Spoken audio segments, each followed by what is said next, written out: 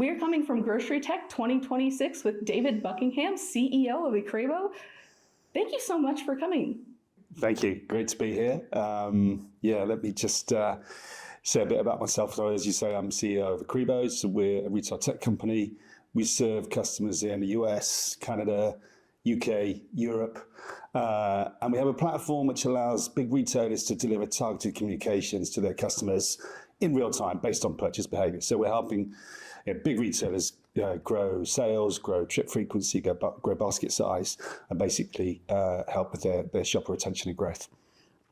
So throughout your time in the industry, what shifts are you seeing in grocery shopper behavior right now, especially around price sensitivity and loyalty? Yeah, well, it's super interesting. We saw it this morning in one of the presentations from McKinsey. There are some very noticeable shifts because obviously cost of living crisis has been around for a while. We're seeing food inflation, we're seeing gas prices go up, and there is a squeeze on the household budget. And actually that is now manifesting itself in quite a few ways. We saw from some of the data earlier, some households are determining that they should shop in different channels, different locations, different retailers. Perhaps some of the luxury purchases are declining. Frequency of shopping is also dropping in some cases. And with regards to kind of loyalty and pricing, it's becoming ever more important. So obviously there are different types of loyalty programs around. I think the ones that are focused purely on points are maybe not cutting it in today's difficulties. So where there's kind of points-based plus coupons and cash and discounts, I think those are the ones where it's actually making a difference as household budgets get more and more squeezed. One of the big ones as well is personalization. So where is personalization actually working in grocery and where is it falling short? There's a lot of different kind of types of personalization, right? And where I think it's working today is where it's really, really closely tied to individual behavior, because personalization can take on many, many different meanings for different people. But if we're talking about one-to-one, which I think is where the real impact is, then it has to be tied to individual behavior rather than perhaps historically, might have been based on more generic customer segments and not necessarily tied to individual behavior. So how is AI improving offer relevance in real time with personalization, especially in store or immediately post-purchase? Yeah, so this is super interesting. And we've seen this over the last few years. Obviously, AI has been around forever, but the pace of change has just been dramatic over the last 2 to 3 years. Where I think this is impacting on personalization is certainly at real time and just post-purchase, is on the ability to use AI models to actually interrogate vast data sets and then dictate, well, what are the relevant offers and communications that I wish to deliver to this shopper right now based on what I've just seen them do. So the in-purchase moment is where AI is really having an impact, and hyper-personalization can and does make quite a big difference at that point. How can grocers better connect in-store behavior with digital engagement to create a more seamless experience? So yeah, the kind of the meeting of the online and the offline worlds, right? The physical and the digital. It's been a challenge for a long time. And again, we've heard some discussion around this in the various speaker sessions over the last couple of days.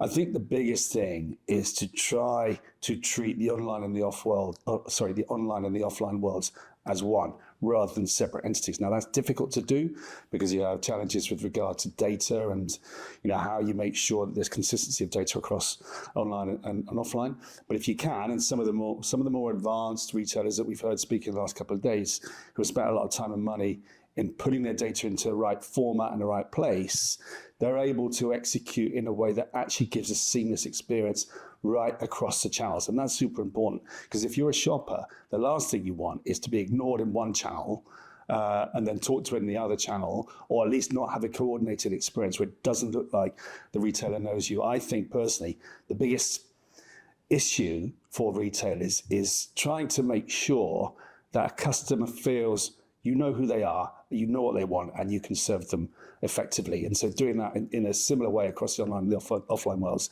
is super important. So what separates grocers who are getting this aspect of it right from those who aren't? I mentioned AI earlier on and the pace of change. I think the difference now is it's actually about execution rather than thinking and planning, and it's execution at scale. So those grocers who are doing this well are actually executing hyper-personalized offers, talking to customers in a very, very individual way at scale, using all the power of the AI capabilities that they have available to them. And that results in a better experience for customers, which is even more important in today's challenging economic circumstances. Switching tracks a little bit, describe the value that events like Grocery Tech that you're at right now bring to your organization.